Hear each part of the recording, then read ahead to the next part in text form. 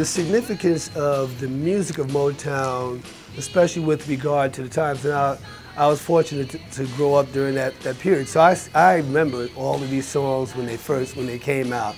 You know, I don't want to give away my age quite, but it's okay. Yeah, I've been around a little bit. Now, here's a fun story. My grandfather, he was an entrepreneur in Harlem, and he had a record store.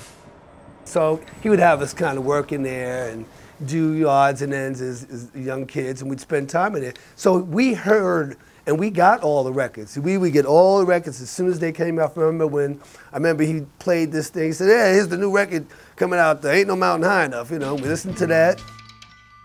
He was just always trying to figure out an angle. So he had a record store and he had the shoe shine thing in there. And the summer he would be out there selling watermelon. So I'd be out there selling watermelon. You know, I'm talking about, you know, like 90, 100-degree weather. I'm sitting out there, you know, and then so he accused me of, and rightfully so, of eating up all the profit. Because I'm like, hey man, it's hot out here, I'm eating, Now, this was on 127th Street. Right around the corner is 125th Street and the Apollo. And I would see when they started doing all the acts, I would know who was the most important act because the line would be wrapped around the block twice for the Temptations and James Brown and Aretha Franklin, of course. But the Motown Review was a big deal. And Marvin Gaye. Now, the line didn't wrap around twice for everybody, but it wrapped around for the Motown shows and Marvin and people like that, because they would do 4 shows a day. So I would see all of this action.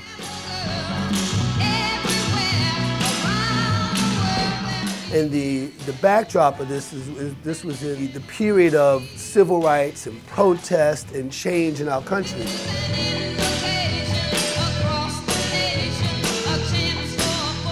And so the music of Motown became this soundtrack not only for African American and people of color, but that was for everybody in society enjoyed those songs.